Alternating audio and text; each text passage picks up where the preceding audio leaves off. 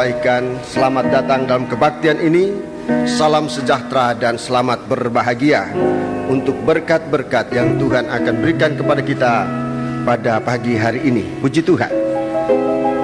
Saya akan memperkenalkan anak ini di hadapan sidang jemaat untuk kiranya bisa diterima menjadi anggota tubuh Kristus yang ada dalam penggembalaan sidang jemaat di Jalan Johor dan Lemah Putro.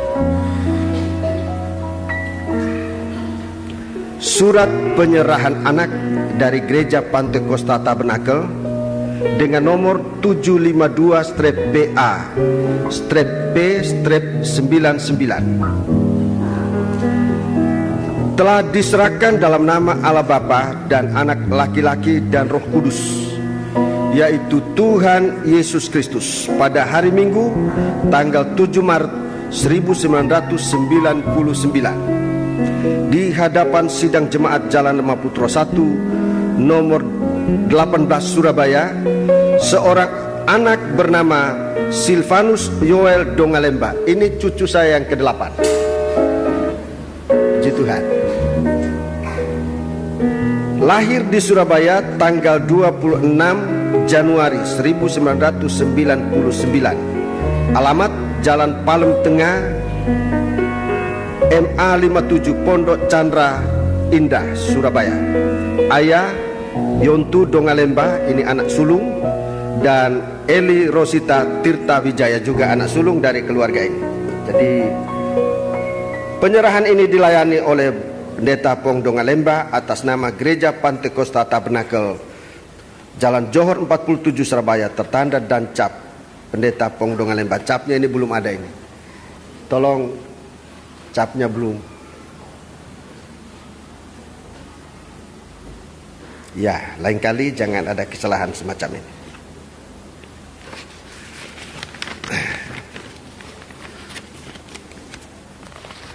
Saudara-saudara yang dikasihi dalam Tuhan Yesus Kristus,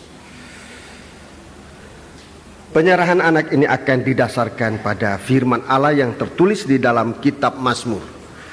Kitab Mazmur Fatsal yang ke-31. Kita akan baca bersama-sama, dan ayat ini diperuntukkan untuk kita sekalian menghadapi sisa waktu menjelang hari kedatangan Tuhan. Waktu-waktu penantian ini supaya setiap pribadi anak-anak Tuhan, besar, kecil, tua, muda, siapapun juga kita, agar kita berada pada tempat yang tepat dalam penantian akan hari kedatangan Tuhan kita Yesus Kristus. Mazmur Fatsal 31 ayat 15 sampai dengan ayat yang ke-19 berbunyi demikian. Tetapi kepadamu aku percaya ya Tuhan. Aku berkata, Engkaulah Allahku. 16. Masa hidupku ada dalam tanganmu. Lepaskanlah aku dari tangan musuh-musuhku dan orang-orang yang mengejar aku. 17. Buatlah wajahmu bercahaya atas hambamu. Selamatkanlah aku oleh kasih setiamu. Wajah Tuhan merupakan salah satu berkat yang diberikan oleh Tuhan kepada umat Israel. Sekarang kepada kita sidang jemaat. Ayat yang ke-18.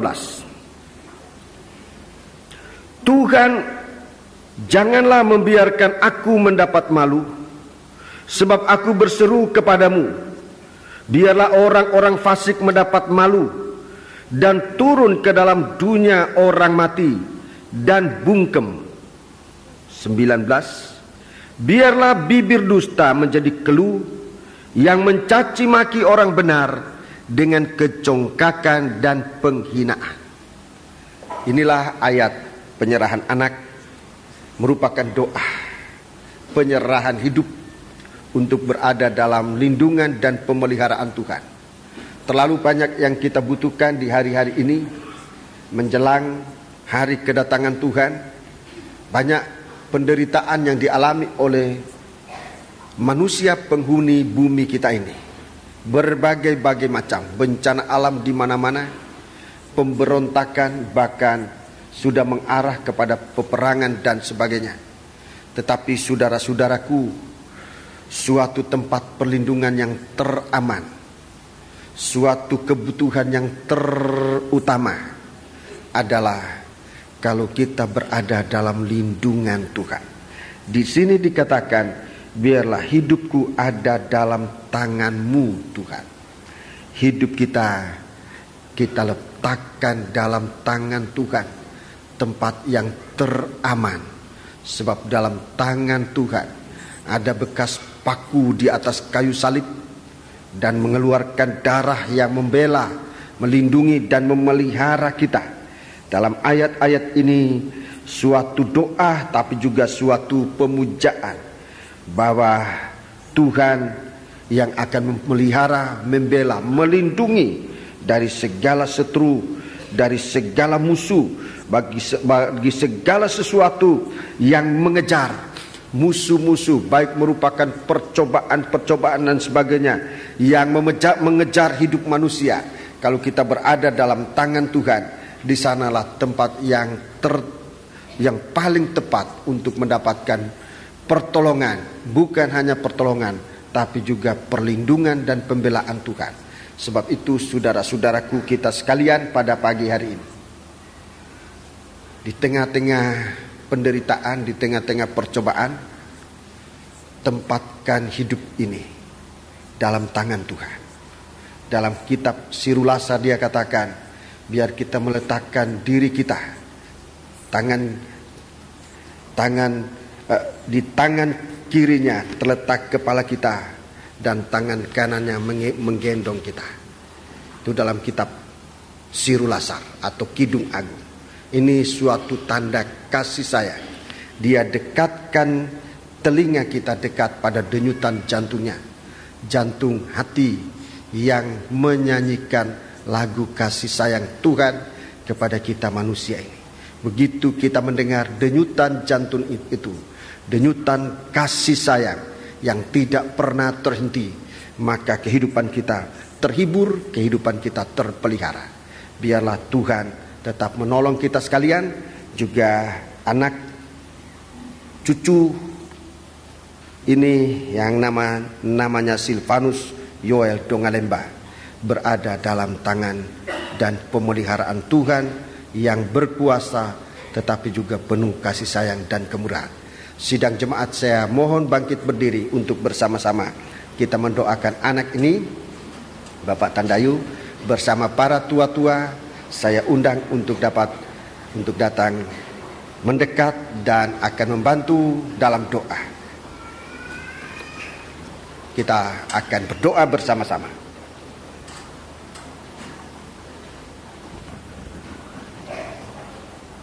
Kita menundukkan kepala dan kita akan berdoa.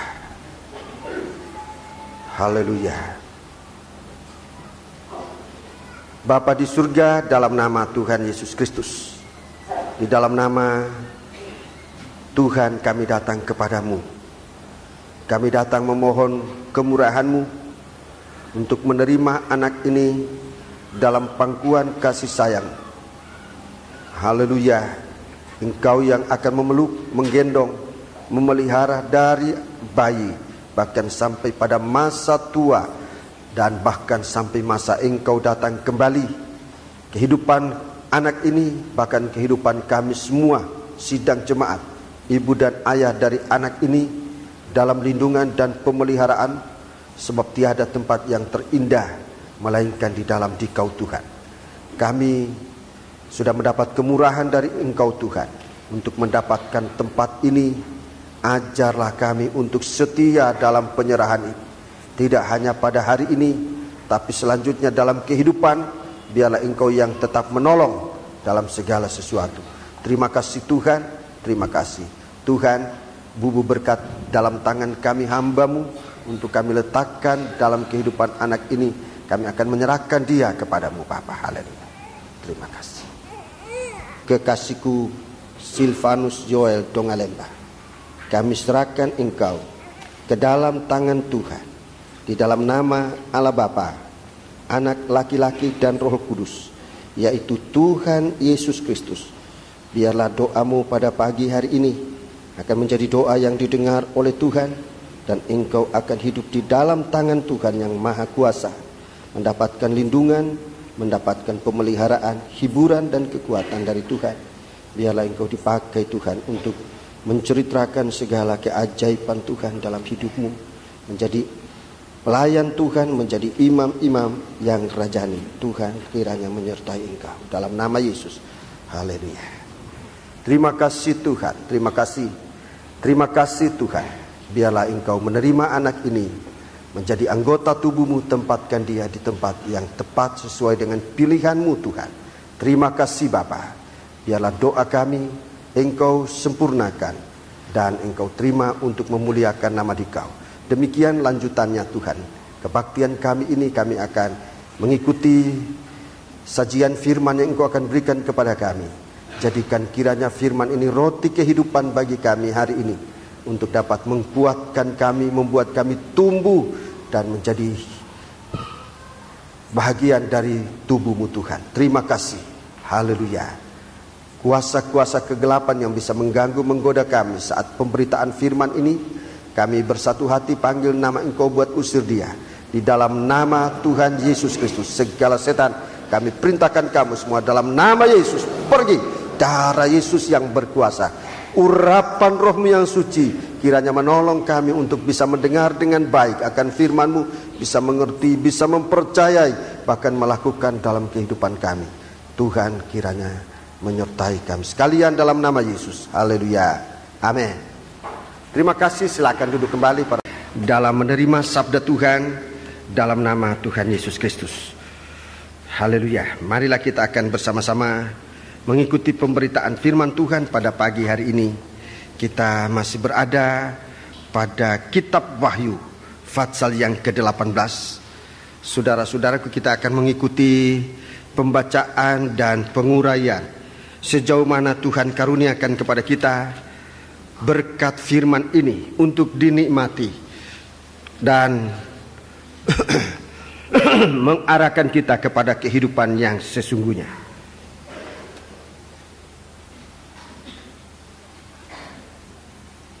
Kitab Wahyu Fatsal yang ke-18. Kita membaca ayat 22 sampai dengan ayat 23. 22 dan 23. Dan suara pemain-pemain kecapi dan penyanyi-penyanyi dan peniup-peniup seruling dan sangkakala tidak akan kedengaran lagi di dalammu. Dan seorang yang ahli dalam sesuatu kesenian tidak akan ditemukan lagi di dalammu. Dan suara kilangan tidak akan kedengaran lagi di dalammu. Ya, segala sesuatu menjadi tidak ada arti lagi. Bunyi-bunyian, penyanyi, peniup seruling, sangkakala tidak ada kedengaran. Seorang ahli dalam suatu kesenian tidak ada lagi. Dan tidak ditemukan lagi suara kilangan, tidak akan kedengaran lagi di dalammu. Dan ini benar-benar suatu kekosongan, benar-benar kosong. Kalau sampai bunyi pun tidak ada, itu berarti bumi ini benar-benar kosong, tidak ada lagi. Ini istilah yang kita gunakan sehari-hari ini benar-benar suatu keadaan yang mengerikan, sudah kiamat. Jadi kosong, tidak ada bunyi. Kalau masih ada bunyi sesuatu, itu berarti masih ada sesuatu di dalam. Tapi ini sama sekali bunyi suara pun tidak ada. Ini berarti bunyi dalam bumi dalam keadaan kosong. Ayat 23. Dan cahaya lampu tidak akan bersinar lagi di dalammu. Ya, tidak ada sinar lagi. Tidak ada cahaya lampu. Tidak ada lagi listrik. Cahaya lampu tidak ada. Saya tidak bisa membayangkan keadaan ini di hari-hari semacam ini. Saya tidak bisa membayangkan bagaimana derita ini. Mungkin saudara pikir ini suatu perkara sepele. Tetapi kalau ini terjadi di hari ini saudara-saudaraku, lampu semua mati, tidak ada pelita, listrik mati, lampu teplok. Iya, Madura. Ya katanya di Madura, aku nggak singgung-singgung Madura. Umpamanya aja itu tidak ada. Coba bayangkan bagaimana penderitaan. Karena kita tidak mengalami, mungkin tidak terpikir. Tapi kalau ini terjadi, ini benar-benar penderitaan yang dialami oleh dunia. Tidak ada lampu, cahaya lampu tidak ada. Jadi sudah sunyi senyap, sudah gelap. Terus? Dan suara mempelai laki-laki dan pengantin perempuan tidak akan kedengaran lagi di dalammu. Ya, tidak ada suara mempelai laki-laki, suara mempelai perempuan tidak kedengaran lagi. Terus? Karena pedagang-pedagangmu adalah pembesar-pembesar di bumi, oleh ilmu sihirmu semua bangsa disesatkan. Iya. Jadi coba bayangkan sesat di dalam kegelapan. Benar-benar penderitaan. Jadi sampai dengan ayat 23 ini suatu penderitaan, ya. Suatu penderitaan, dan ini merupakan hukuman. Di sini tidak terlalu jelas disebut mengapa hukuman ini terjadi sedemikian rupa ini. Tidak disebutkan. Yang disebutkan di sini hanya suatu kegelap, suatu hukuman. Tapi kalau kita baca ayat-ayat baik dalam perjanjian lama maupun dalam perjanjian baru, saudara-saudaraku, kita akan menemukan mengapa terjadi sedemikian. Ada sebabnya. Mengapa terjadi sedemikian? Ada yang menyebabkannya. Dalam ayat 2, dalam ayat 2 di sana dikatakan, Fatsal 18 ini ayat 2, tolong dibaca. Dan ia berseru dengan suara yang kuat katanya, sudah roboh Babel, kota besar itu, dan ia telah menjadi tempat kediaman roh-roh jahat. Iya, jadi kota ini tadinya menjadi tempat roh jahat. Terus? Dan tempat bersembunyi semua roh najis. Roh najis, ini tempat roh najis. Terus? Dan tempat bersembunyi segala burung yang najis dan yang dibenci. Iya, tempat kebencian. Terima kasih.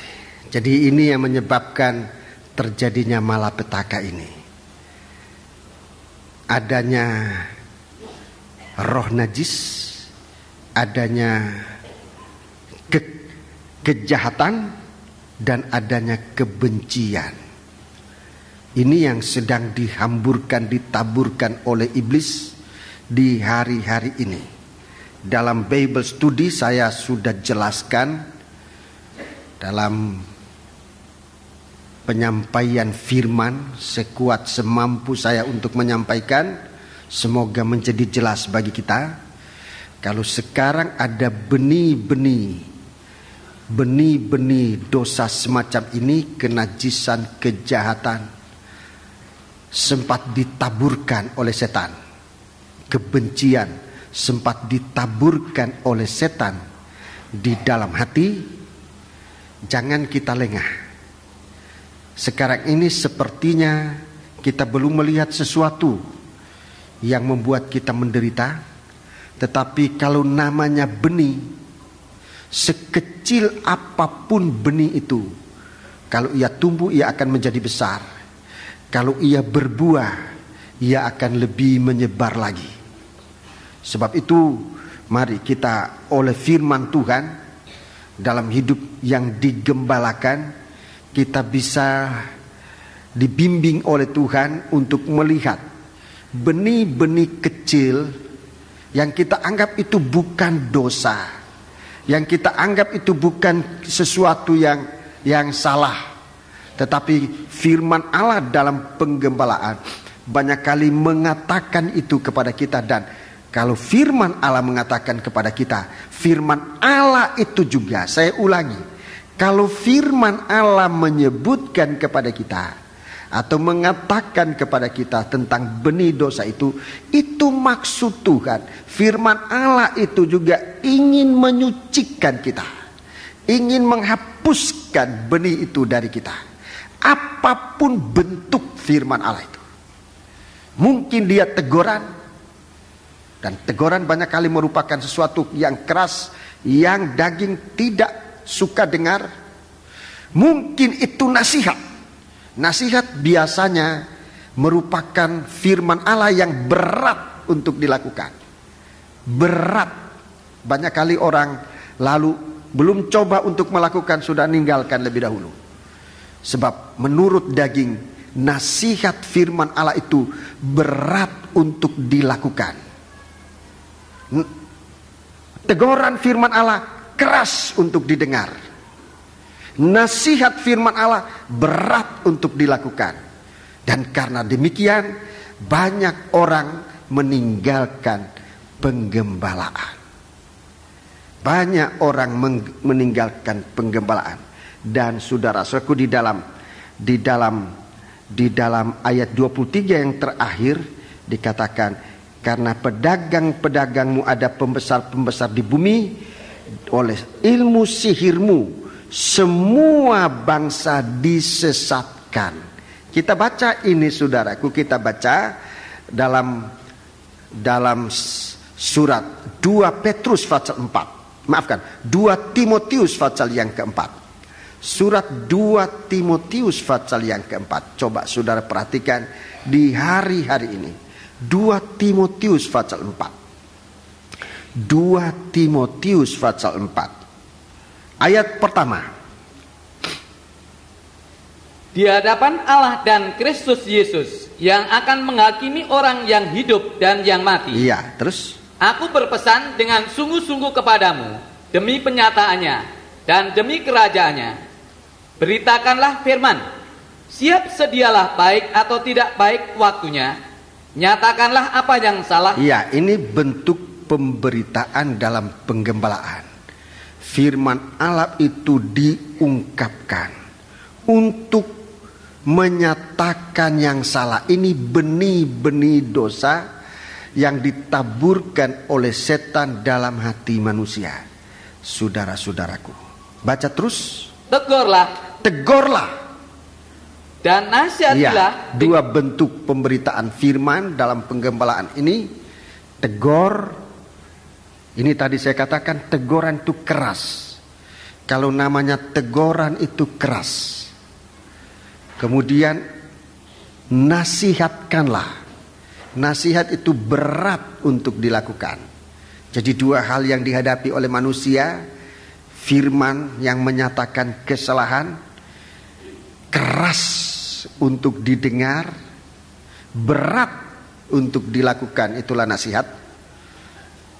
Baca terus. Nasihatilah dengan segala kesabaran dan pengajaran. Iya, tapi seorang gembala, seorang pemberita firman terus mengabarkan. Dalam kemarin kita membaca kitab Nabi Yeremia, bagaimana ia memberitakan firman Tuhan sudah 23 tahun. Aku mengulang-ulangi, kata Yeremia. Kemudian ada nabi-nabi, ada hamba-hamba Tuhan lagi menyampaikan firman.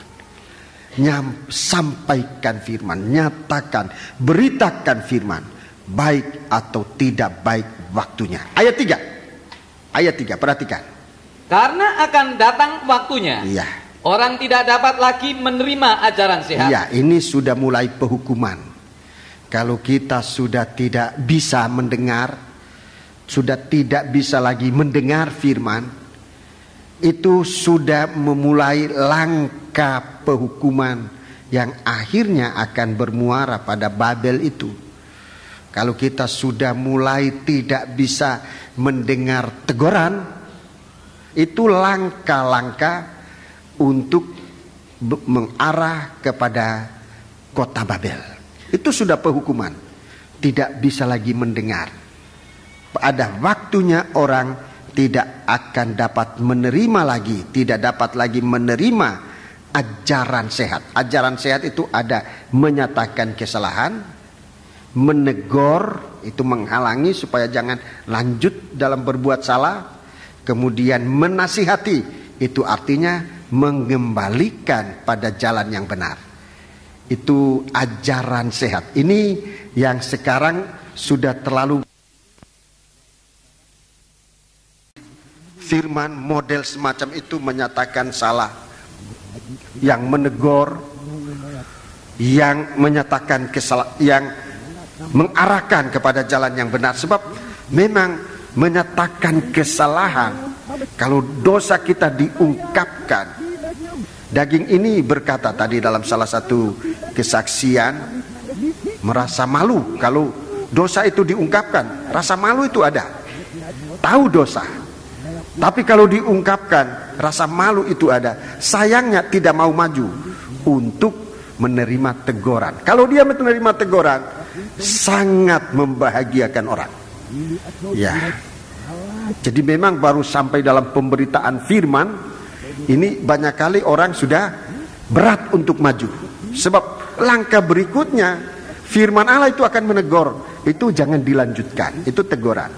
Dan saudara-saudaraku, untuk didengar terlalu berat. Untuk kemudian langkah selanjutnya kalau teguran sudah ada, jadi firman Allah tidak hanya melarang jangan, tapi juga mengarahkan kemana yang boleh, yang harus kita lakukan. Itu namanya nasihat. Berat. Nasihat firman Allah itu berat untuk dilakukan, tetapi bukan berarti tidak mungkin. Sebab kalau saja kita mau melakukan menurut nasihat firman Allah, langkah selanjutnya kita menerima mujizat-mujizat. Entah itu merupakan suatu mujizat apapun juga bentuknya, tapi pada akhirnya kita akan mengerti dengan nasihat firman Allah, kita mengalami keajaiban-keajaiban dalam hidup ini. Tapi di samping itu, saudara-saudaraku, kalau manusia tidak mau lagi mengikut itu, itulah yang tadi saya katakan, di sini permulaan. Di sini permulaan dari hukuman Allah jatuh atas manusia. Ayat yang ketiga dikatakan, karena akan datang waktunya orang tidak dapat lagi menerima ajaran sehat. Terus, tetapi mereka akan mengumpulkan guru-guru menurut kehendaknya untuk memuaskan keinginan telinganya. Iya, jadi saudara-saudaraku, mulai kembali kepada pendengaran ini, mulai disesatkan. Di sini mulai penyesatan.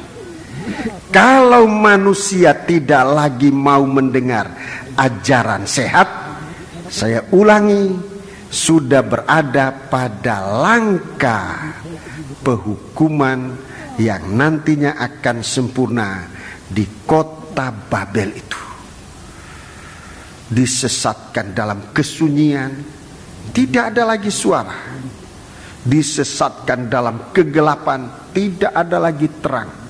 Saudara-saudaraku, firman dan Roh El Kudus tidak ada lagi. Saudara-saudaraku, firman itu suara Tuhan yang mendengung untuk mengingatkan kita.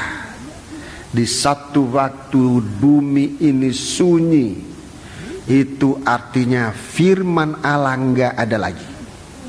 Firman Allah tidak ada lagi. Di suatu waktu bumi ini akan menjadi gelap, tidak ada lampu. Itu artinya terang Roh Kudus tidak ada lagi. Di saat itu manusia sesat, untuk artinya tidak bisa kembali lagi kepada Tuhan. Manusia terhilang untuk selama-lamanya. Sekali lagi, kalau saya menyampaikan ini, bukan Tuhan bermaksud bahwa kita semua nanti sesat. Tapi kalau Tuhan menyampaikan ini dalam bentuk firman, ini artinya Tuhan mempersiapkan kita. Jangan menjadi keras hati terhadap firman Allah. Saudara-saudaraku, akan datang saatnya orang baru mau mendengar firman Allah, tidak ada lagi firman. Orang baru mau mencari firman, tidak dapat lagi. Ayat yang sangat populer dalam kitab Nabi Amos. Mari kita baca kitab Nabi Amos, pasal yang ke-8.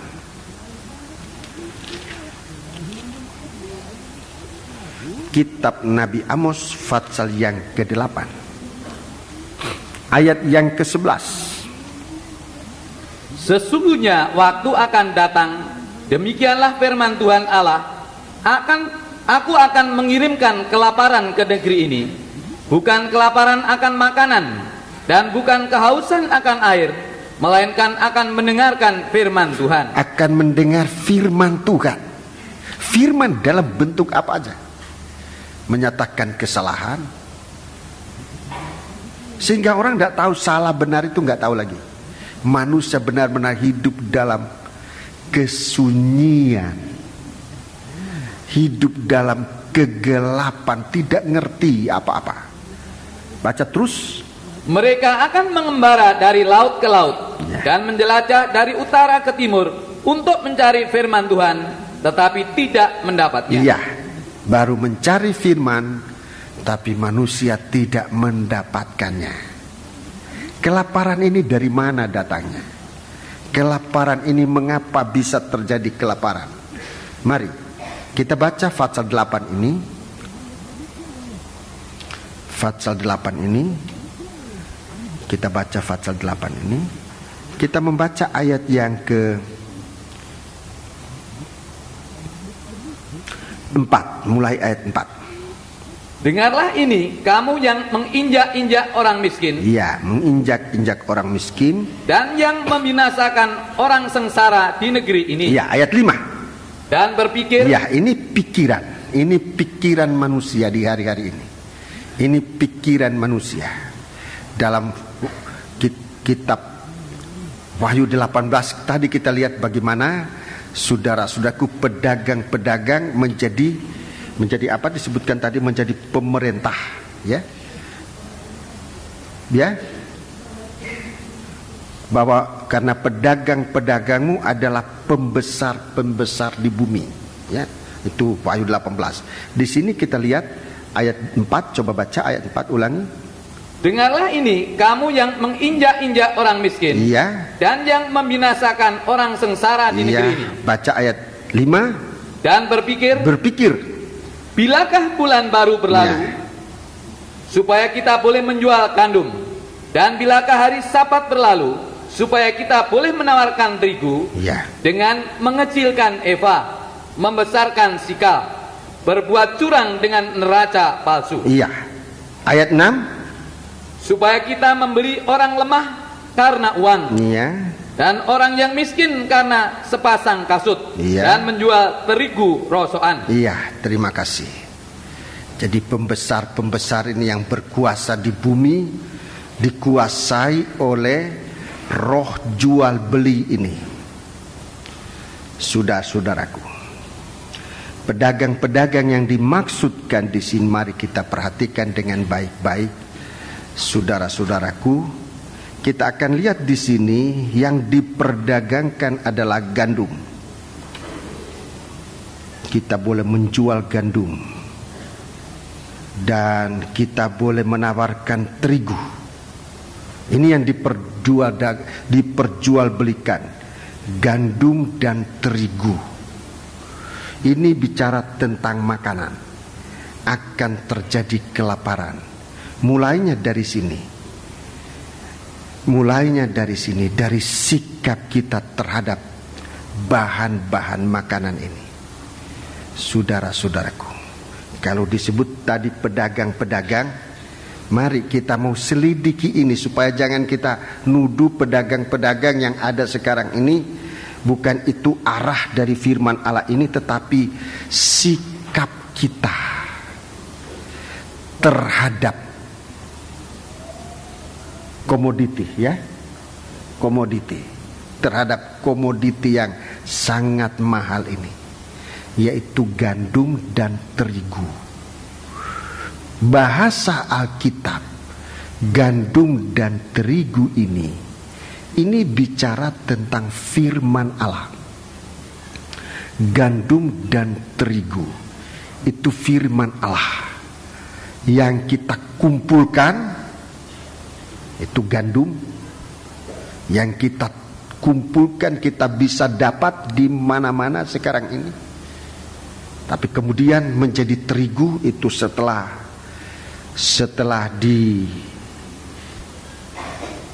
digiling, ya, giling.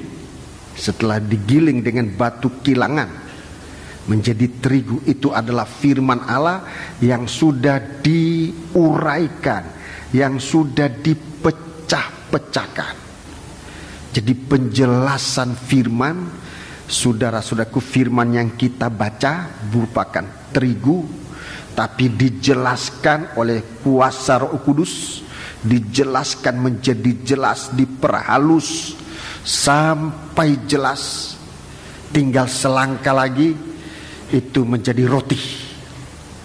Saudara, jadi firman Allah ini sampai kita kumpulkan, dijelaskan untuk mengerti. Saudara-saudaraku, tinggal selangkah lagi menjadi roti, menjadi iman, untuk kemudian kita makan menjadi kekuatan. Ini. Tapi sikap sejauh itu, saudara-saudara, proses gandum ini ada sikap mengecilkan firman. Di sini yang dikemukakan adalah eva. Ada dua ukuran, eva dan sikal. Eva dan sikal, ini dua-dua ukuran. Eva itu ukuran gandum, ukuran menakar gandum dan terigu.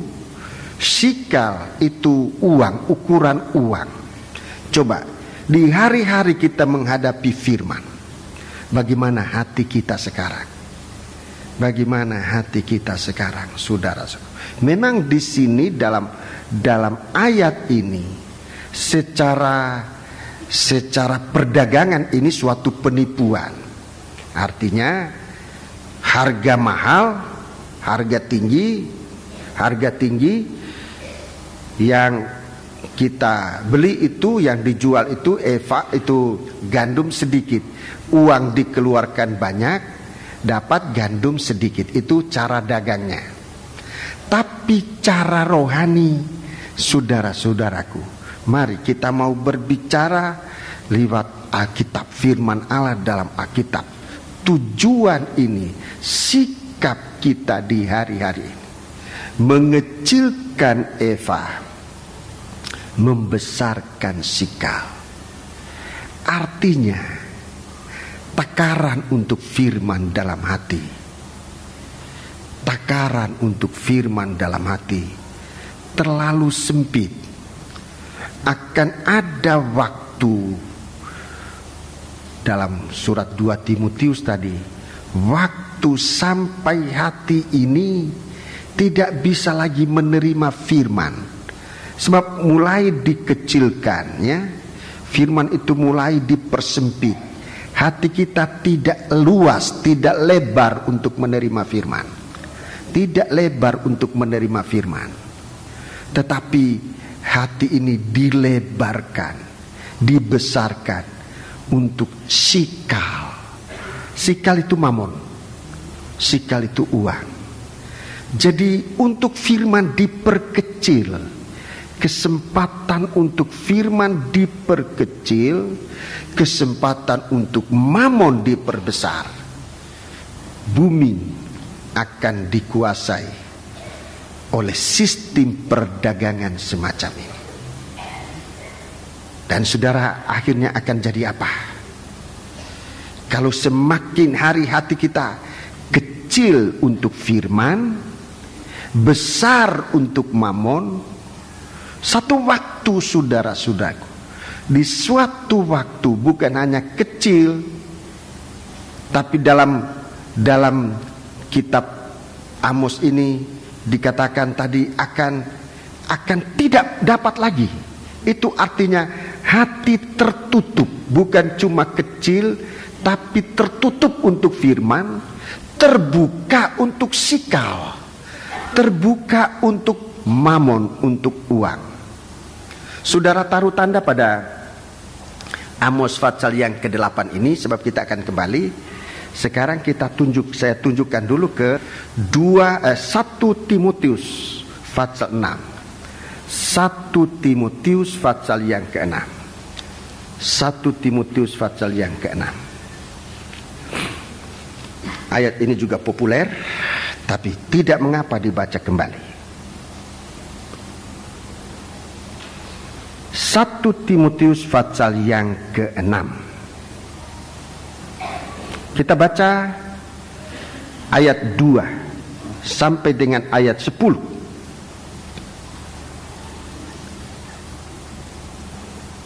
Jika semua orang yang menanggung beban perbudakan hendaknya, jika Tuhan mereka seorang percaya, janganlah ia kurang disegani karena bersaudara dalam Kristus. 1 Timotius pasal 6 ayat 2.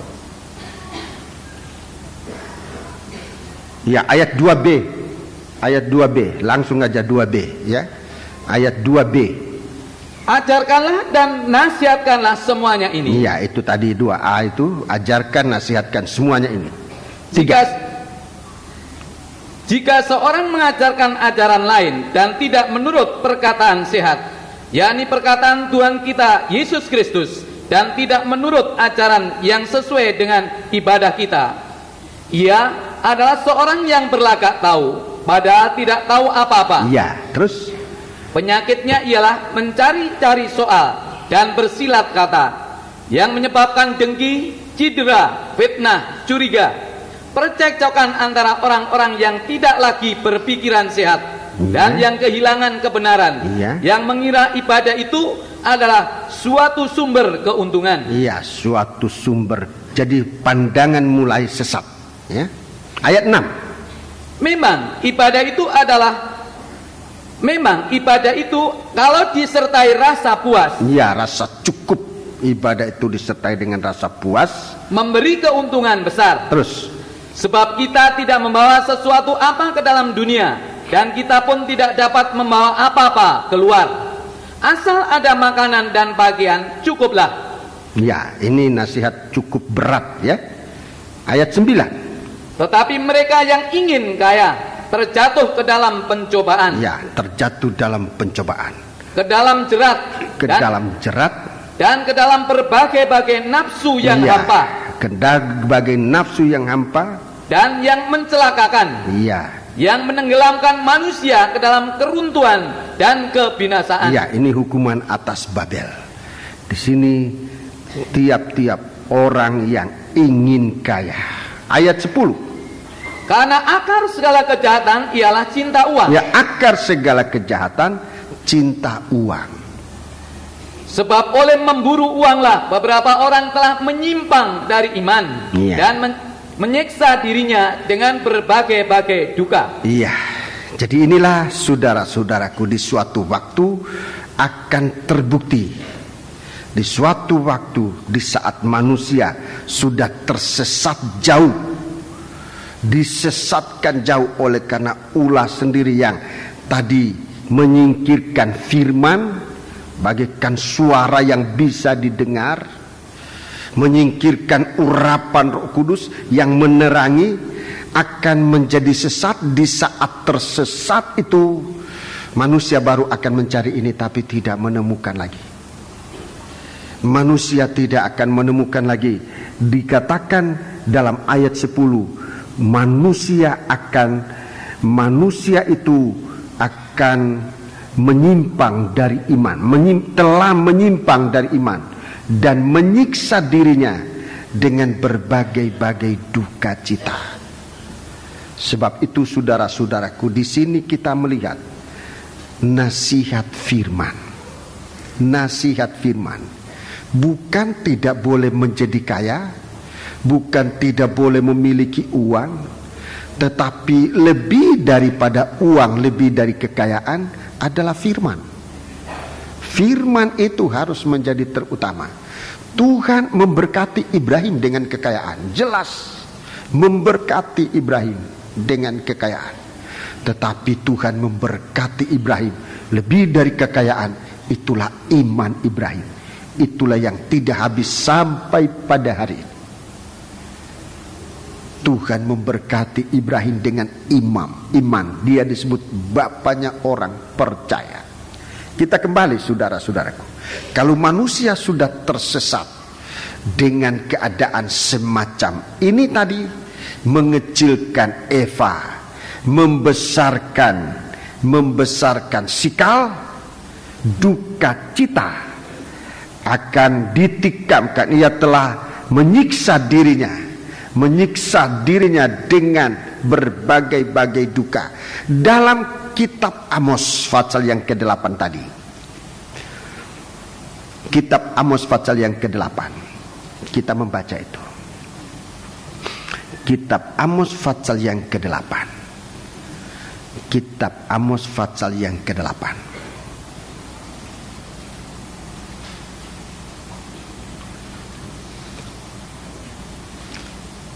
Ayat 1 sampai dengan ayat yang ketiga. Ayat 1 sampai dengan ayat yang ketiga. Inilah yang diperlihatkan Tuhan Allah kepadaku. Tampak sebuah bakul berisi buah-buahan musim kemarau. Ya. Lalu berfirmanlah ia, apakah yang kau lihat, Amos? Jawabku, sebuah bakul berisi buah-buahan musim kemarau. Iya. Berfirmanlah Tuhan kepadaku, kesudahan telah datang bagi umatku Israel. Aku tidak akan memaafkannya lagi. Aku tidak memaafkannya lagi. Jadi Nyanyian. musim kemarau, musim bicara tentang hari kedatangan Tuhan. Dalam Injil Matius pasal yang ke-24, saudara-saudaraku, Markus pasal 13 tentang tanda-tanda akhir zaman. Di sana dijelaskan tentang pokok arah. Kalau sudah mulai melembut, itu berarti musim panas sudah dekat. Bicara tentang kedatangan Tuhan sudah di ambang pintu.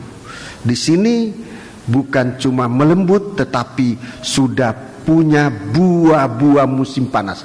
Itu bicara hari penghakiman.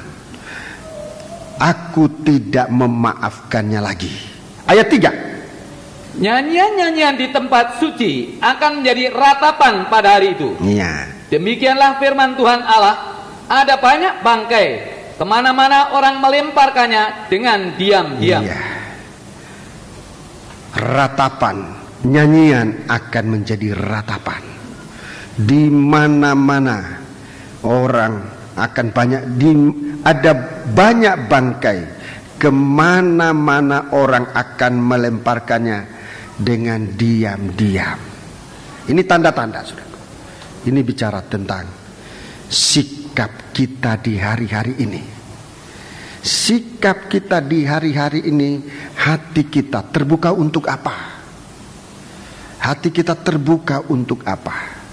Kalau Tuhan arahkan kita, kalau Tuhan seperti menggiring kita untuk sampai pada saatnya di mana kita harus menerima firman Allah. Saya katakan Tuhan tidak kejam, tapi Tuhan sangat bermurah hati buat kita. Kalau kita digiring, seakan digiring oleh Tuhan. Digiring artinya tadinya nggak mau, tadinya tidak mau ikut nasihat itu, tidak mau sebab berat. Mendengarkan firman itu tidak mau sebab tidak enak untuk menyatakan kesalahan itu. Mendengarkan teguran itu juga terlalu tidak enak sebab keras. Tapi kalau Tuhan di hari-hari ini seakan menggiring kita untuk sampai pada situasi di mana kita harus menerima firman Allah itu, saudara-saudaraku, seakan Tuhan memaksa kita untuk selamat. Ini kemurahan Tuhan. Jangan kita mengomel di hari-hari ini.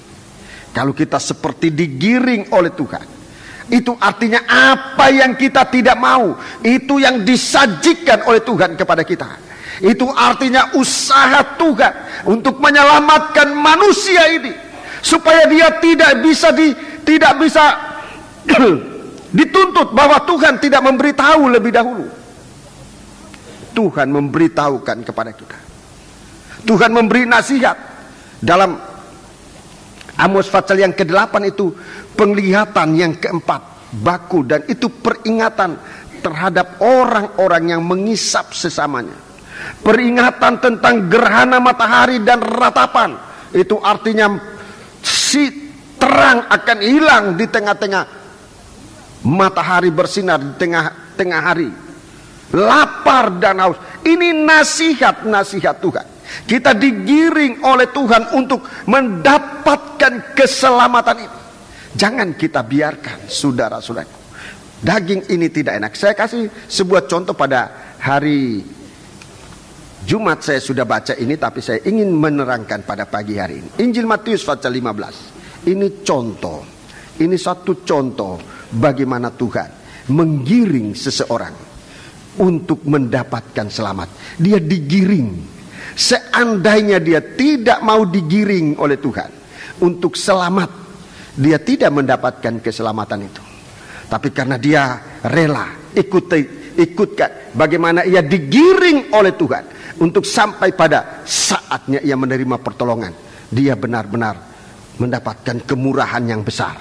Mari kita membaca Injil Matius pasal 15 mulai ayat 21. Lalu Yesus pergi dari situ dan menyingkir ke daerah Tirus dan Sidon. Ya, daerah Tirus dan daerah Sidon. Ini daerah bangsa kafir. Daerah Tirus dan daerah Sidon. Dalam Injil Markus pasal 7, Injil Markus pasal 7, saudara tidak usah buka, saya yang bacakan bagi saudara. Injil Markus pasal 7 disebutkan demikian. Ayat 24, lalu Yesus berangkat dari situ dan pergi ke daerah Tirus. Ia masuk ke sebuah rumah dan tidak mau bahwa ada seorang mengetahuinya. Tetapi kedatangannya tidak dapat dirahasiakan. Malah seorang ibu yang anak perempuannya kerasukan roh jahat segera mendengar tentang dia, lalu datang dan tersungkur di bawah kakinya. Ini sebenarnya untuk selamat ini sesuatu hal yang rahasia. Sebenarnya untuk selamat ini sesuatu yang rahasia untuk kita bangsa kafir. Tidak diberitahu. Berita ini bukan untuk kita bangsa kafir. Ini sangat rahasia untuk kita bangsa kafir. Mari kita baca lanjutnya ayat 22. Maka datanglah seorang perempuan Kanaan dari daerah itu dan berseru, "Kasihanilah aku ya Tuhan, anak Daud, karena anakku perempuan kerasukan setan dan sangat menderita." Iya, suatu penderitaan. Penderitaan yang sudah menikam, yang sudah masuk dalam kehidupan, suatu penderitaan. Kasihani anakku perempuan kerasukan setan dan sangat menderita. Ini bahasa Alkitab, saudara-saudaraku, ini benar-benar, ini bukan tulisan-tulisan biasa. Saudara-saudaraku yang banyak kali kita baca dalam berita-berita yang kemudian ternyata berita itu nggak benar, diralat lagi dan sebagainya. Ini bicara benar. Alkitab ini bicara benar, kebenaran. Kalau Alkitab mengatakan menderita, itu betul-betul menderita, sangat menderita. Ayat 23. Tetapi Yesus sama sekali tidak menjawabnya. Sama sekali tidak menjawab. Lalu murid-muridnya datang dan meminta kepadanya, "Suruhlah ia pergi. Ia mengikuti kita dengan berteriak-teriak." Ya, suruh ia pergi. Jadi untuk sampai kepada penyelamatan ini benar-benar jalannya berat. Murid-murid mengusulkan, suruh dia pergi, dia bikin ribut aja, mengikut kita dengan teriak-teriak. Ayat 24. Jawab Yesus, "Aku diutus hanya kepada domba-domba yang hilang dari umat Israel." Ya, hanya domba-domba. Domba itu binatang yang digembalakan. Yesus datang hanya untuk domba-domba yang digembalakan tapi hilang. Itu dicari oleh Tuhan. Domba yang hilang itu dicari oleh Tuhan. Domba-domba di antara bangsa Israel. Domba-domba yang hilang dari umat Israel. Jadi perempuan ini, saudara-saudaraku, kita lihat begitu berat untuk bisa sampai kepada Tuhan. Kalau ikut jalan biasa, dia tidak mungkin untuk sampai. Baca terus. Tetapi perempuan itu mendekat dan menyembah dia sambil berkata, Ya. "Tuhan, tolonglah aku." Ya, Tuhan tolonglah aku. Jadi kita lihat bagaimana saudara-saudaraku sikapnya Tuhan. Sikap Tuhan untuk melihat sesuatu di dalam hati dari wanita ini. Untuk mendapatkan keselamatan tidak mudah. Saudara-saudaraku, baca terus. Tetapi Yesus menjawab. Yesus menjawab, tidak patut mengambil roti yang disediakan bagi anak-anak dan melemparkannya kepada anjing. Tidak patut mengambil roti dan yang bagi anak-anak untuk dilemparkan kepada anjing.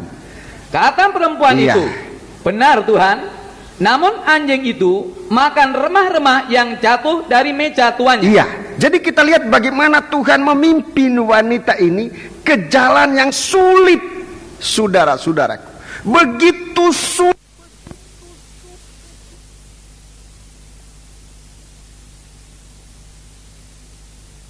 Digiring oleh Tuhan di dalam masa percobaannya, di masa krisisnya yang begitu dahsyat, dia sedang digiring oleh Tuhan. Roh Tuhan sedang menggiring dia, bekerja dalam hatinya, untuk sekalipun kesempatan untuk menemui Yesus itu sangat dirahasiakan. Tetapi bagi seorang yang disediakan untuk diselamatkan ini, itulah bangsa kafir ini, saudara-saudaraku. Untuk dia jalan keselamatan itu sebenarnya tetap terbuka. Tetapi bagaimana kita sekarang mengikuti jalan yang sangat sempit ini? Nomor satu, rahasia. Sudah rahasia. Tetapi karena kerinduan di dalam hati, rahasia itu dapat diterobos. Rahasia itu bisa diungkapkan kepada bangsa kafir, saudara-saudaraku, yang tidak mendapat bahagian apa-apa dari janji ini. Justru kepada bangsa kafir sekarang ini Tuhan membukakan rahasia yang tersembunyi berabad-abad lamanya. Roma pasal yang ke-16. Roma 16.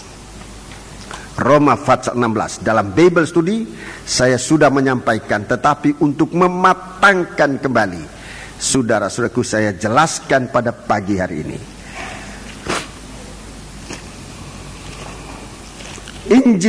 Surat Roma pasal 16 ayat 25. Bagi Dia yang berkuasa menguatkan kamu menurut Injil yang kumasurkan dan pemberitaan tentang Yesus Kristus, sesuai dengan pernyataan rahasia yang didiamkan berabad-abad lamanya. Perhatikan ayat 26. Tetapi yang sekarang telah dinyatakan dan yang menurut perintah Allah yang abadi telah diberitakan oleh kitab-kitab para nabi kepada segala bangsa untuk membimbing mereka kepada ketaatan iman. Bagi Dia satu-satunya Allah yang penuh hikmat, oleh Yesus Kristus, segala kemuliaan sampai selama-lamanya. Amin. Ya, jadi rahasia yang tersembunyi, yang disembunyikan berabad-abad, sekarang dibukakan justru kepada bangsa kafir. Untuk di dalam kesesakan hidup ini, di dalam percobaan, di dalam krisis yang menekan kehidupan manusia ini, saudara-saudaraku, firman Allah dibukakan kepada kita bangsa kafir. Saudara-saudaraku, ini suatu kuasa Allah untuk mendorong kita mau datang kepada Tuhan. Kalau kesempatan ini kita abaikan, saudara-saudaraku, memang kesempatan untuk selamat buat kita bangsa kafir akan menjadi tertutup. Sebab itu gunakan kesempatan ini dengan baik-baik.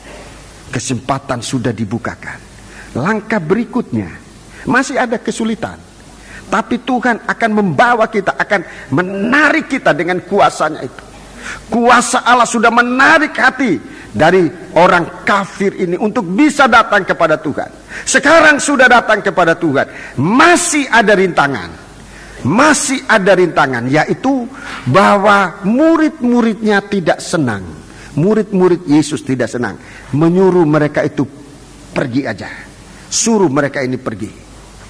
Rintangan begitu berat untuk mendapatkan pertolongan, nasihat dan teguran. Banyak kali kita anggap sebagai suatu rintangan, Tetapi sesungguhnya kalau nasihat dan teguran itu kita terima dengan terbuka hati, sebenarnya itu kuasa Allah yang menggiring kita, yang mendorong kita untuk sampai pada pertolongan Tuhan. Tapi ini banyak kali kita tidak suka. Coba kita lihat di sini bagaimana Tuhan menggiring orang ini. Dia tidak diizinkan sebab dia bangsa kafir. Sebab dia bangsa kafir tidak diizinkan untuk mengikuti Yesus, hanya untuk membuat keributan. Dan memang tidak punya hak. Tuhan katakan, aku diutus hanya kepada domba-domba. Tidak punya hak, saudara-saudara. Sampai pada saatnya Tuhan harus berkata, roti ini hanya untuk anak-anak. Tapi waktu orang kafir ini sudah melihat roti, saudara-saudaraku, itu firman yang sudah matang. Waktu Tuhan menawarkan iman roti ini, itulah gambaran dari firman yang sudah matang. Sudah menjadi iman, hanya tinggal dipercayai saja. Hanya tinggal dipercayai. Semua sudah jelas. Jelas kita tidak boleh, jelas. Oleh firman dalam Taurat itu kita tidak bisa menerima pertolongan, jelas. Kita sebagai bangsa kafir tidak mendapat hak dari firman itu, sudah jelas. Sekarang firman Tuhan mengatakan roti tidak patut diberikan kepada anjing. Ini posisi manusia kafir. Ini posisi, ini sangat berat. Ini sangat berat untuk menyatakan keadaan kita bangsa kafir ini, manusia yang berdosa ini digambarkan oleh Tuhan. Maafkan saya gunakan istilah ini, tidak enak saudara-saudaraku, tetapi inilah yang dipakai oleh Alkitab, mengatakan melemparkannya kepada anjing. Tapi waktu dia terbuka mata bahwa sebagai bangsa kafir, sebagai orang berdosa, sesungguhnya tidak layak menerima pertolongan, tetapi kedudukan itu sudah dinyatakan oleh Tuhan dan dia percaya bahwa itu adalah firman Tuhan. Bagaimanapun pedisnya, bagaimanapun kerasnya firman Allah itu, bagaimanapun beratnya firman Allah itu, tetapi itulah cara Tuhan membawa kita untuk sampai kepada pintu keselamatan. Apa yang dia katakan, apa yang dikatakan oleh perempuan ini? Ayat 27, benar Tuhan, benar Tuhan. Namun anjing itu makan rema-rema yang jatuh dari meja tuannya. Jadi kita bangsa kafir ini dibawa untuk mengakui keadaan kita, dan ini yang paling berat. Orang berdosa dibawa, digiring oleh Tuhan untuk mengetahui kondisinya, untuk mengetahui keadaannya. Itu yang paling berat. Dan saudara-saudaraku, sebagai seorang gembala saya banyak mengalami. Ini yang paling berat. Seseorang yang mendengar firman untuk kemudian kondisi keadaannya dinyatakan dalam keadaan berdosa, dalam keadaan salah, dalam keadaan tidak layak. Ini sungguh berat, sungguh-sungguh berat. Tetapi wanita ini melihat semua itu merupakan pernyataan firman nomor satu. Kedua, teguran firman Tuhan. Ketiga, merupakan nasihat. Apa yang dia katakan? Benar, benar. Seandainya dia tersinggung pada waktu itu, dia tidak mendapat apa-apa. Seandainya dia melawan pada waktu itu, dia merasa sangat direndahkan, dia tidak mendapat apa-apa. Tapi karena dia, ini kuncinya, karena ia mengakui firman. Ia mengakui firman, bukan menjual gandum, bukan menjual terigu, tetapi ia membenarkan firman. Ia membeli firman itu. Dia berani membayar harganya, mengaku benar firman Allah itu. Aku orang berdosa, aku orang tidak layak. kita bangsa kafir. Benar firman. Karena dia mengaku kebenaran firman, dia tertolong. Saya mau singkatkan ini, saudara-saudaraku. Mengapa kita sekian lama tidak bisa menerima jawaban dari doa kita? Kita berseru kepada Tuhan, malah apa yang kita temukan seringkali sandungan. Mau melayani ada sandungan, mau masuk gereja ada sandungan. Sudah masuk di dalam gereja, firman Allah begitu keras. Kalau kita tidak punya mata terbuka, kita pikir kita sudah tidak ada harapan. Masuk gereja aja sudah halangan banyak. Sudah masuk di gereja banyak sandungan. Dengar firman Allah keras, menyatakan keadaan. Dan apa yang kita lihat di sini seakan tidak ada pengharapan, saudara-saudara. Tetapi apapun bentuk firman Allah, kalau kita mengakui firman Allah itu benar Tuhan. Namun anjing itu, dia mengakui kedudukannya. Namun anjing itu makan rema-rema yang jatuh dari meja tuannya. Begitu dia menempatkan diri, begitu dia menempatkan diri sebagai seekor anjing yang tidak layak, apa yang terjadi? Dirinya bukan suatu apa, hanya seekor anjing, tapi firman itu yang utama. Tidak makanan dari seorang anak, tetapi rema-rema yang jatuh. Firman Allah yang begitu kecil, hanya sebesar rema, tapi untuk seekor anjing itu sangat berarti. Itulah yang dia mengecilkan dirinya, membesarkan firman. Firman yang terutama.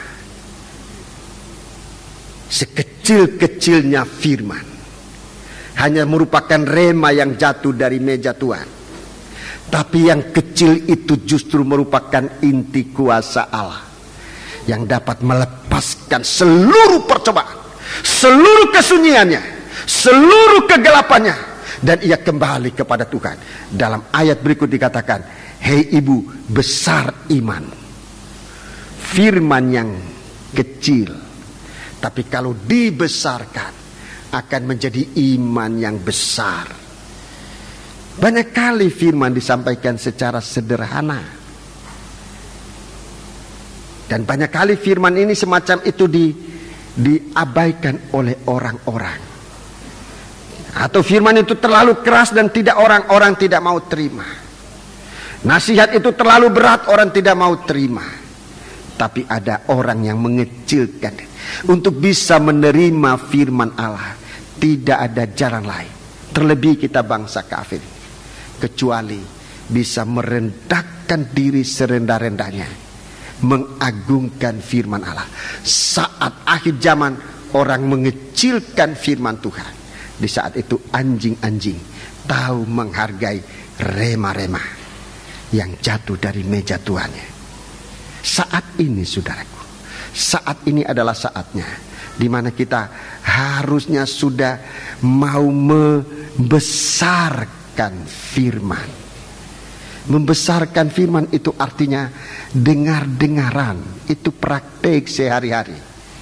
Membesarkan firman itu artinya dengar-dengaran pada firman Tuhan.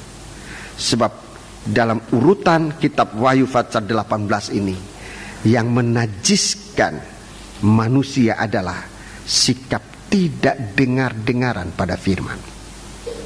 Itu ayatnya dalam Yeremia pasal 25 ayat 1 sampai dengan ayat 10. Pada kesempatan lalu sudah kita baca, bahkan sesungguhnya sampai pada ayat 14 seluruhnya itu. Saudara, tidak kita baca lagi. Jadi itu yang pertama saudaraku, yang menajiskan Babel itu, yaitu tidak dengar-dengaran pada firman. Sebab kalau kita dengar-dengaran pada firman, kita digembalakan, kita diubahkan oleh Tuhan dari seekor anjing menjadi seekor anak domba yang dikasihi oleh Tuhan. Saudara-saudaraku, semoga perkataan ini dijelaskan oleh Roh Kudus dalam hati kita untuk jelas sejelas-jelasnya. Penghargaan kita akan firman Allah melahirkan kita kembali dari kehidupan kafir menjadi kehidupan anak-anak Tuhan yang digembalakan. Puji Tuhan. Orang yang tidak dengar-dengaran tidak mungkin bisa digembalakan, tidak mungkin bisa digembalakan. Mari kita baca yang kedua, yang membuat manusia ini bisa dinajiskan. Babel dinajiskan. Yang kedua, kalau tidak dengar-dengaran, saudara-saudaraku, maka orang itu akan jatuh dalam suasana penyembahan berhala, akan masuk dalam pemberhalaan. Bangsa Israel jatuhnya karena tidak dengar-dengaran. Mereka memberhalakan berhala. Mari kita membaca dalam Yeremia pasal yang ke-7. Kitab Nabi Yeremia pasal yang ke-7. Ini penyembahan berhala. Kitab Nabi Yeremia, di sana dijelaskan, saudaraku. Kitab Nabi Yeremia. Kitab Nabi Yeremia pasal yang ke-7.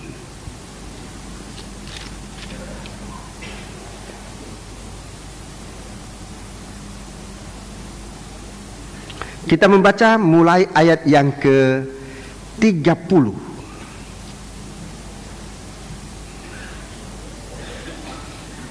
sampai dengan ayat 34.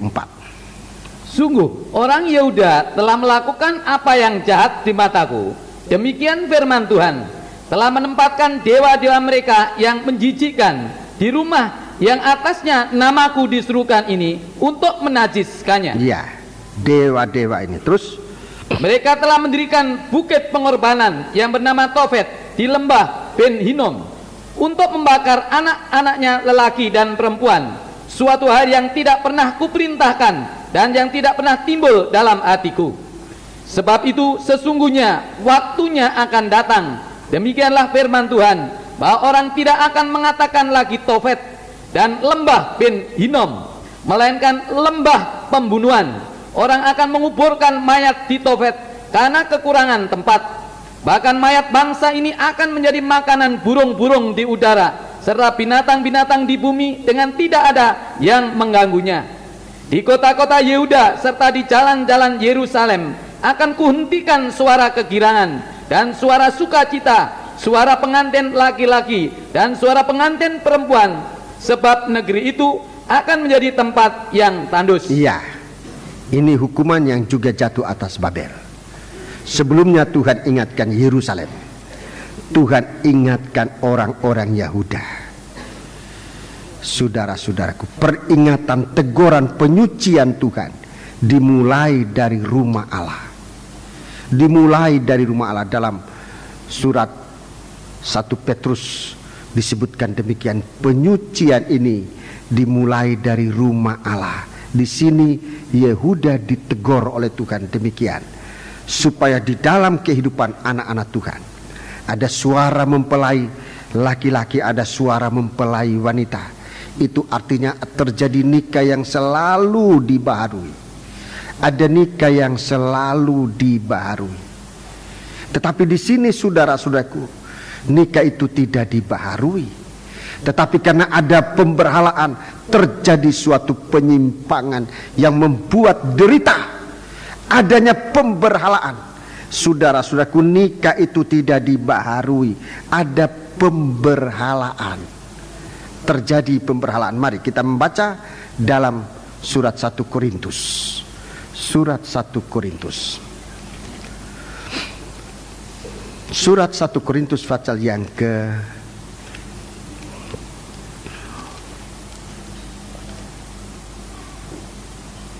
1 Korintus pasal yang ke-5. Surat 1 Korintus pasal yang ke-5. Ini mengenai pemberhalaan. Surat 1 Petrus pasal yang ke-5. Kita membaca ayat yang ke-11. 1 Korintus pasal 5 ayat 11. Saya bilang ayat. Sudah. Ya. 1 Korintus pasal 5 ayat 11. Tetapi yang kutuliskan kepada kamu ialah supaya kamu jangan bergaul dengan orang yang sekalipun menyebut dirinya saudara Iya. adalah orang cabul, Iya. kikir, penyembah berhala, pemfitnah, pemabuk, atau penipu. Ya, terima kasih. Ini disebutkan dosa-dosa yang sejajar, mulai dari cabul, kikir, penyembah berhala, pemfitnah, pemabuk, penipu. 3 dosa pertama-tama disebutkan berurutan: cabul, kikir, penyembah berhala. Ini dosa yang berurut-urutan, saudara-saudaraku. Ini yang menajiskan, yang berakibat dengan berbagai-bagai hal. Saudara-saudaraku, kalau kita lihat dosa cabul, dosa kikir, dosa penyembah berhala. Kalau dosa cabul ini banyak kali disoroti, cepat disoroti. Dalam rumah Allah cepat disoroti. Cepat disoroti. Kalau seorang pendeta, kalau seorang imam, kalau seorang anak Tuhan berbuat cabul, cepat ribut, di mana-mana orang cerita soal itu, dan bahkan dipecat. Kalau pendeta berzina, cepat dipecat. Imam berzina dipecat, diturunkan dan sebagainya. Kalau kikir, bagaimana? Kalau kikir, dosa atau enggak kikir? Kalau kikir dosa atau enggak? Apa ada orang dipecat karena kikir? Tapi apa ada pendeta kikir? Ada? Selama ini saya belum dengar ada pendeta kikir dipecat. Kalau pendeta cabul dipecat banyak. Sangkor kikir ada. Sangkor kikir ada. Nggak bayar perpuluhan, kikir enggak? Kalau kita bilang bukan kikir, itu mencuri. Sebab perpuluhan itu cara Tuhan menggiring kita untuk terlepas dari dosa kikir. Sebab arahnya kemana kikir ini? Arahnya kemana kikir ini? Arahnya kepada, perhatikan, 1 Timotius pasal 6 tadi, ingin akan uang, ingin akan harta. Itu arahnya ke situ. Kikir itu ingin akan harta. Untuk apa harta ini? Kalau sudah kaya, saudara yang kaya di sini, coba saudara makan seberapa banyak saudara makan? Siapa lebih banyak makannya dengan orang miskin? Mungkin saudara tersinggung kalau saya bicara ini, tetapi saya tidak bermaksud untuk menyinggung. Coba timbangi. Kita kaya, orang miskin, orang kaya, makannya siapa lebih banyak? Tidak usah dijawab, jawab sendiri-sendiri aja, ya. Tetapi kita menimbun sebanyak-banyaknya. Sudah lihat orang susah, kita tidak mau lihat. Saudara-saudaraku, kikir ini arahnya kalau tidak tersalur dengan benar, saudaraku, arahnya kepada memberhalakan mamon ini. Mamon ini nanti akan diberhalakan, sehingga sampai pun sudah bertimbun-timbun kita masih merasakan kurang. Begitu dijaga sedemikian rupa sampai mamon itu bisa disembah. Ini berhala, ini sudah berhala. Jadi kikir itu akar pemberhalaan. Kikir itu akarnya pemberhalaan. Sebab itu Tuhan ngajarkan kita mulai dari yang kecil, bayar perpuluhan. Bayar perpuluhan. Saudara-saudaraku, apa yang langsung kena? Kalau Tuhan mengajar kita untuk berkorban, apa yang langsung kena? Ini dosa kikir ini. Dosa kikir ini langsung kena oleh firman Allah itu. Tapi kalau kita mau tetap kikir, memang nanti tidak akan sampai kepada suatu penyucian secara tuntas dari dalam hati. Nanti perginya kepada pemberhalaan. Kalau sudah pemberhalaan, kalau saya baca dalam Alkitab, saudara-saudaraku, saya baca dalam Alkitab, pengalaman dalam Alkitab, setiap ada pemberhalaan, sesudah pemberhalaan terjadi percabulan. Ini yang menajiskan juga. Itu yang berikutnya. Jadi mulai tidak dengar-dengaran pada firman Allah. Mulai tidak dengar-dengaran pada firman Allah, dan ini ditunjuk oleh Tuhan. Ditunjuk oleh Tuhan dalam Maleakhi pasal 3, saudara-saudaraku, ditunjuk oleh Tuhan tentang tidak dengar-dengarannya bangsa Israel terhadap firman. Coba kita lihat. Jadi bangsa Israel ini mulai ditunjuk oleh Tuhan. Kitab Nabi Maleakhi pasal yang ketiga. Kitab Maleakhi pasal yang ketiga. Jadi dari tidak dengar-dengaran pada firman Allah, jatuhnya kepada pemberhalaan Mamon yang sempat mengikat mereka. Mari kita membaca Maleakhi pasal 3. Maleakhi pasal yang ketiga.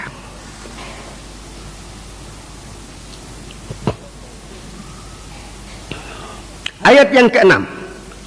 Bahasanya aku, Tuhan, tidak berubah, dan kamu Bani Yakub tidak akan lenyap. Perhatikan ayat 7. Sejak zaman nenek moyangmu. Ya, sejak dari zaman nenek moyangmu, dari kitab Nabi Yeremia tadi pasal 7. Sejak dari nenek moyang kamu telah menyimpang dari ketetapanku. Kamu telah menyimpang dari firmanku dan tidak memeliharanya. Tidak memeliharanya. Kamu tidak dengar-dengaran pada firman Allah. Ayat selanjutnya. Kembalilah kepadaku. Iya. Maka aku akan kembali kepadamu. Firman Tuhan semesta alam. Baca terus. Tetapi kamu berkata. Dengan cara bagaimanakah kami harus kembali? Dengan cara bagaimana kami harus kembali? Bolehkah manusia menipu Allah? Bolehkah manusia menipu Allah? Terus, namun kamu menipu aku. Kamu menipu aku. Tetapi kamu berkata, dengan cara bagaimanakah kami menipu engkau? Dengan cara bagaimana kami menipu engkau? Mengenai persembahan persepuluhan dan persembahan khusus. Iya. Mengenai ini sumbernya. Baca terus. Kamu telah kena kutuk. Tetapi kamu masih menipu aku. Masih terus menipu aku. Ya, kamu seluruh bangsa. Kamu di sini bangsa Israel dirosotkan. Perhatikan. Di sini bangsa Israel dirosotkan oleh Tuhan. Kedudukan bangsa Israel yang harusnya adalah domba yang digembalakan, itu dirosotkan. Itu dirosotkan. Perhatikan saudara-saudara. Itu dirosotkan. Di sini bangsa Israel tidak lagi disebut bangsa Yakub, bangsa Israel, tapi disebut kamu seluruh bangsa. Istilah ini sebetulnya mempunyai istilah yang tepat adalah kamu jadi kafir. Hei Israel, jadi kafir. Ini kebalikan dari orang Tirus jadi domba, anjing jadi domba. Ini orang Israel dilorotkan oleh Tuhan menjadi seluruh bangsa, sama dengan bangsa kafir. Jadi seharusnya dia seekor domba, tetapi dia menjadi seekor binatang yang tidak tergembala. Saudara-saudara, baca terus. Bawalah Jadi di ayat 9, bangsa Israel melorot karena menipu Tuhan. Dia tidak kembali kepada Tuhan, dia sesat. Dia sesat untuk menjadi sama seperti bangsa kafir. Terus, bawalah seluruh persembahan persepuluhan itu ke dalam rumah perbendaharaan, supaya ada persediaan makanan di rumahku. Dan ujilah aku, firman Tuhan semesta alam, apakah aku tidak membukakan bagimu tingkap-tingkap langit dan mencurahkan berkat kepadamu sampai berkelimpahan. Iya, supaya ada makanan dalam rumahku. Makanan dalam rumah Allah. Bukan roti dan nasi dan ikan dan sebagainya, bukan. Makanan dalam rumah Allah adalah pembukaan firman. Pembukaan firman. Tuhan kirimkan pembukaan firman.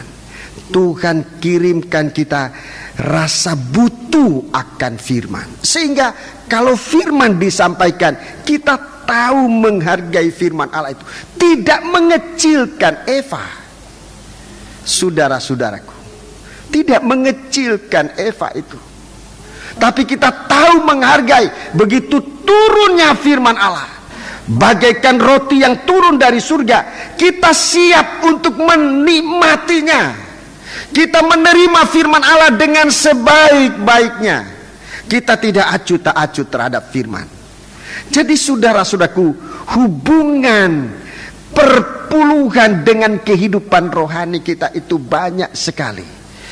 Dosa kita, dosa kikir yang kita banyak kali pikir itu bukan dosa.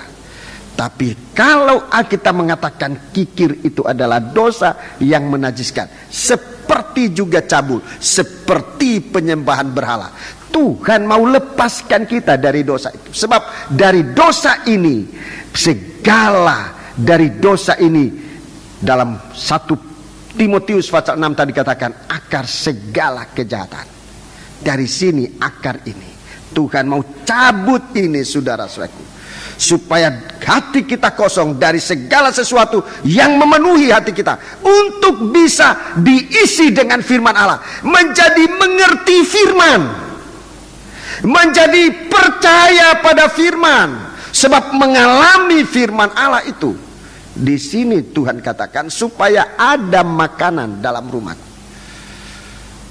Saya menyampaikan ini untuk sidang jemaat, saudara-saudaraku. Sebab perpuluhan itu bukan karena Tuhan itu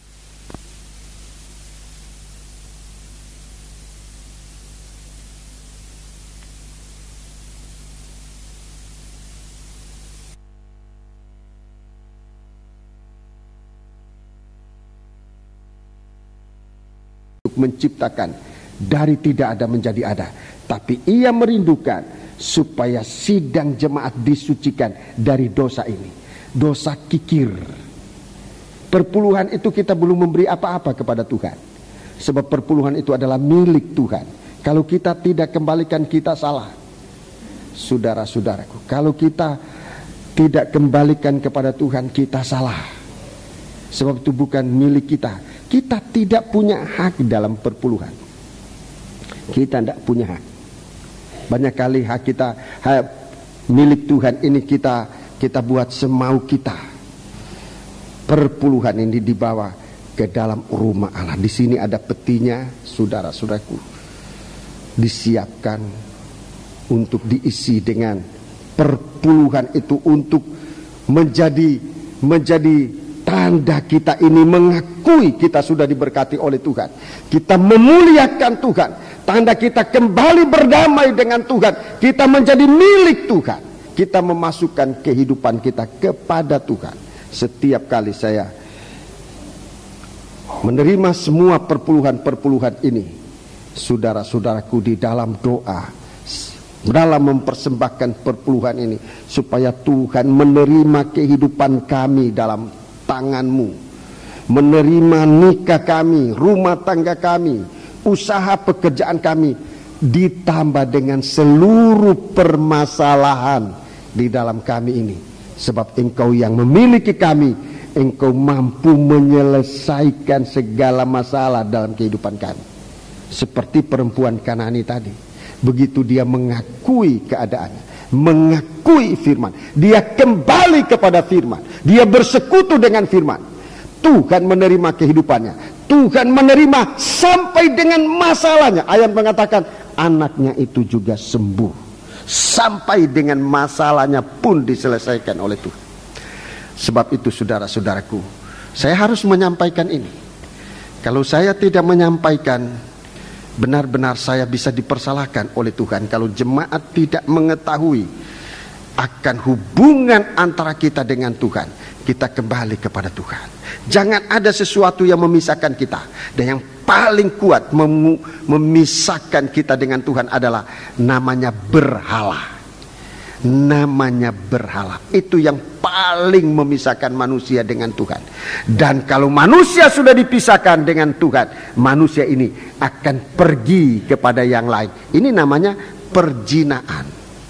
Perzinaan secara jasmani sudah tidak disenangi oleh Tuhan, apalagi secara rohani, di mana manusia pergi menyembah berhala. Itu suatu perzinaan di dalam pengertian rohani. Suatu penyembahan berhala itu suatu perzinahan di hadapan Tuhan.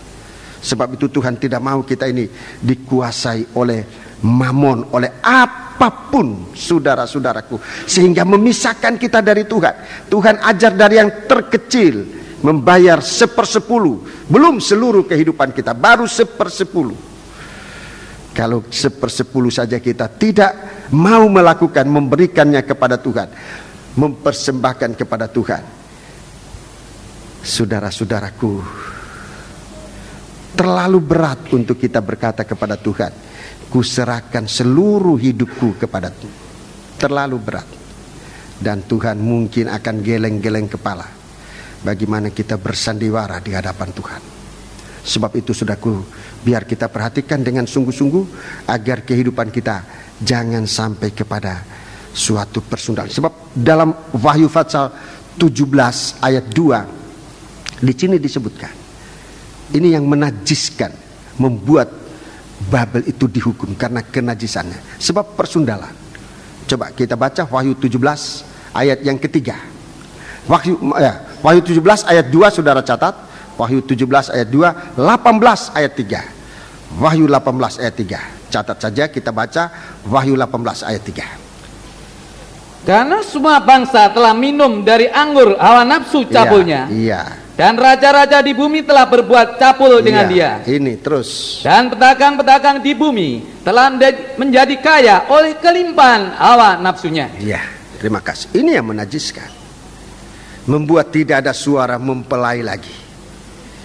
Saudara-saudaraku, nikah kita terganggu, hubungan kita pun dengan Tuhan terganggu.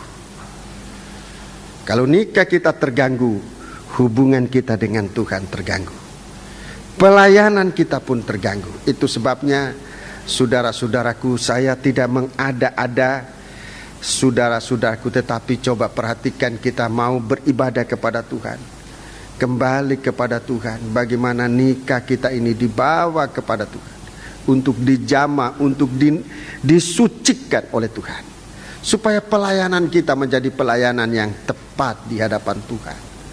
Haleluya. Bagaimana nikah kita ini dibawa oleh Tuhan dalam kebenaran nomor satu. Nomor satu benar. Benar. Nomor satu benar. Nikah ini benar. Yang benar adalah yang dipersekutukan oleh Tuhan, jangan diceraikan oleh manusia. Itu benar, saudara-saudaraku. Itu benar. Dari benar itu bisa disucikan. Tapi karena kekerasan hati, Tuhan mengizinkan Musa memberikan surat cerai, surat talak kepada kamu. Itu yang dalam Injil Matius pasal 19. Diizinkan cerai. Sampai dengan cerai masih ditoleransi oleh Tuhan. Tetapi jangan menikah lagi. Nah, ini sudah zina. Sampai dengan cerai itu masih diizinkan oleh Tuhan. Masih ada toleransi. Tapi jangan menikah lagi. Ini perzinahan. Itu secara jasmani. Saudara-saudaraku, sangat rawan untuk jatuh dalam perzinahan.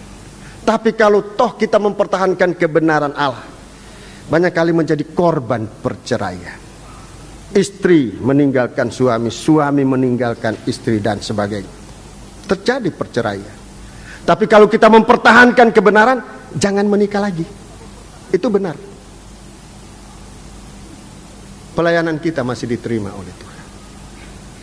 Tapi kalau kita bercerai menikah lagi, ini pasti akan bercerai lagi, akan menikah lagi. Dan ini suatu persundalan. Ini kebenaran. Sebab itu mari saudara-saudara, saya menyampaikan ini demi kasih sayang kepada Tuhan. Saya kasih sayang Tuhan kepada kita.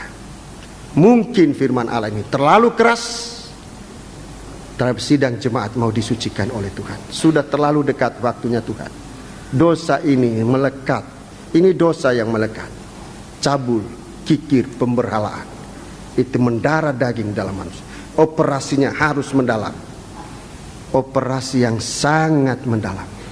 Sebab kalau tidak, ini akan terus masuk sampai kepada penghukuman bersama Babel ditenggelamkan. Penghukuman bersama Babel ditenggelamkan. Iya. Sebetulnya masih ada. Sebab kekejaman ini saya masih harus beritakan. Tapi saya lihat saudara sudah gelisah, mungkin ingat di jalan.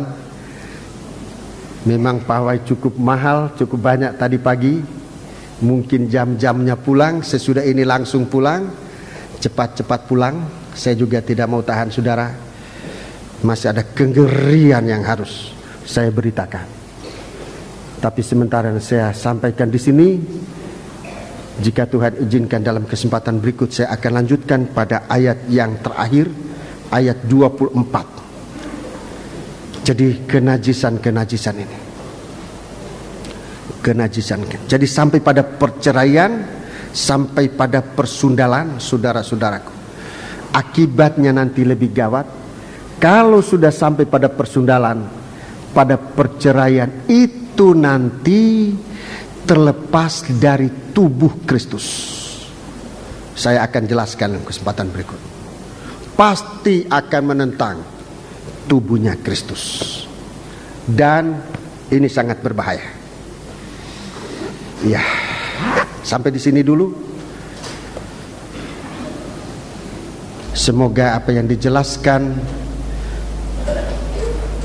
yang memang saya rasa masih belum terlalu jelas buat hati kita, tetapi kita berdoa supaya Roh Kudus menjelaskan dalam kita. Roh Kudus akan menjelaskan. Mungkin di jalan nanti, mungkin di rumah, mungkin waktu saudara mengalami, saudara menjadi mengerti. Mari kita bersama-sama berdiri, kita datang kepada Tuhan.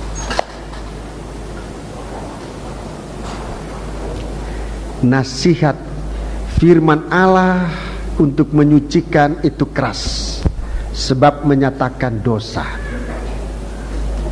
Firman penyucian ini berat, sebab menyatakan dosa.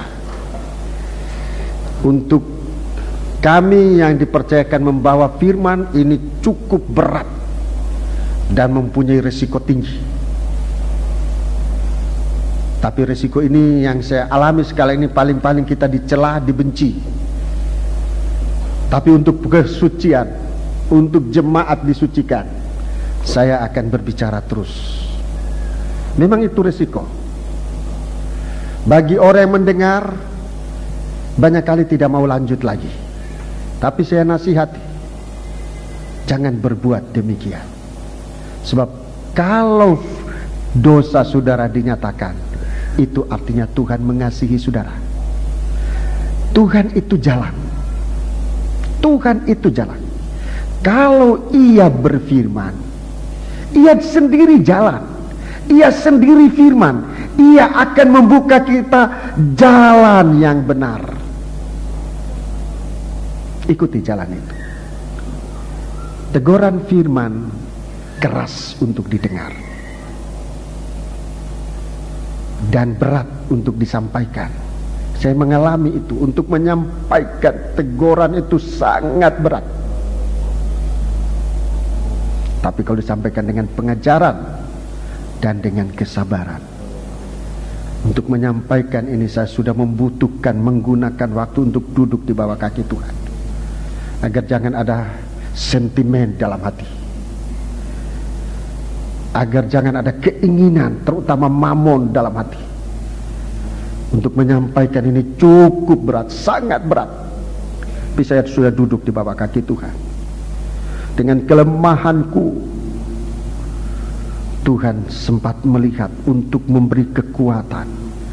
Kalau saya bisa berbicara pada hari ini, saya bersyukur, berterima kasih kepada Tuhan. Beban ini sudah saya sampaikan, tapi saya menyadari bahwa apa yang saya sampaikan masih terlalu kurang. Tapi Tuhanlah akan menolong kita semua. Nasihat yang disampaikan oleh firman berat untuk dijalani, Tapi bukan berarti mustahil, bukan berarti tidak bisa. Seekor anjing bisa menjadi seekor domba. Bagaimana rema-rema bisa mengusir setan. Ini luar biasa. Tundukkan kepala. Kalau saudara dalam percobaan terlalu berat, ingat, saudara ada di sini sekarang. Saudara, saya gunakan istilah mohon maaf kalau menyandung hati saudara. Saudara sedang digiring oleh Tuhan untuk ke pintu keselamatan. Kita sedang digiring oleh Tuhan ke pintu keselamatan. Akui firman. Sekalipun mungkin saudara belum mengerti, tapi akui firman, itu jalan kelepasan. Saudara yang ada dalam masalah yang terlalu berat, saudara tidak mampu, taruh tangan di atas hati. Taruh tangan. Mengapa harus taruh tangan? Mengapa kita taruh tangan di hati kita? Saya tidak menyuruh angkat tangan hari ini, sebab untuk mengangkat tangan kita terlalu berat. Beban ini terlalu berat, kita tidak mampu. Haleluya, haleluya, haleluya.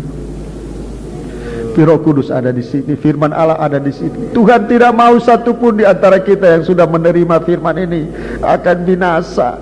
Ada jalan yang dibuat oleh Tuhan. Ada jalan yang dibuat oleh Tuhan. Sebab Dia adalah jalan.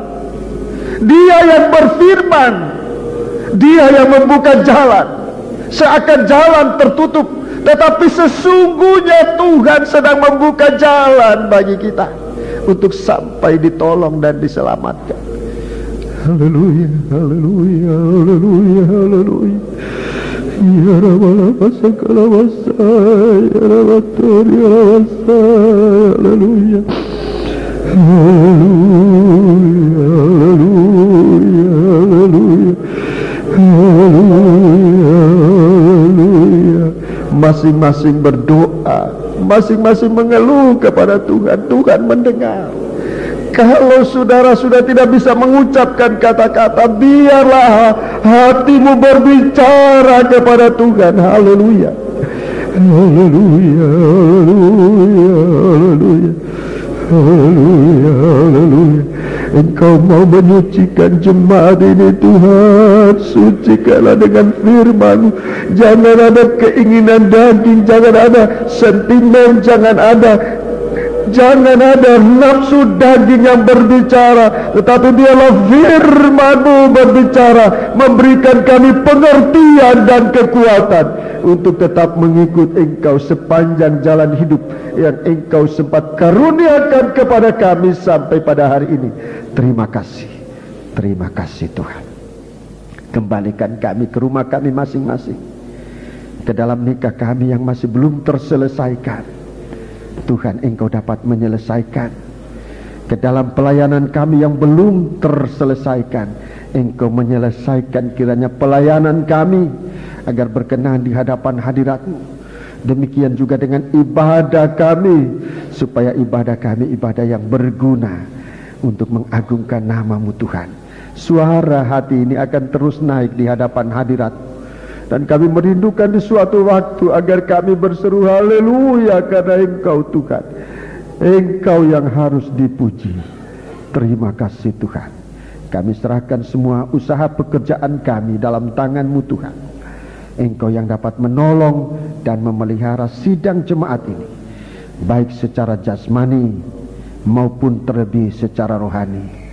Baik secara rohani maupun secara jasmani. Sekalipun banyak kali kami menganggap perkara jasmani ini kecil, tetapi Tuhan, Engkau tidak pernah melupakan yang kecil ini pun untuk kami sidang jemaat. Terima kasih. Ke dalam tangan-Mu kami serahkan hidup ini. Peliharakan kami Tuhan sampai Engkau datang, dan biar kami terangkat bersama-sama menemui Engkau di awan-awan yang permai. Tuhan dipermuliakan dalam kehidupan sidang-Mu. Haleluya. Amin.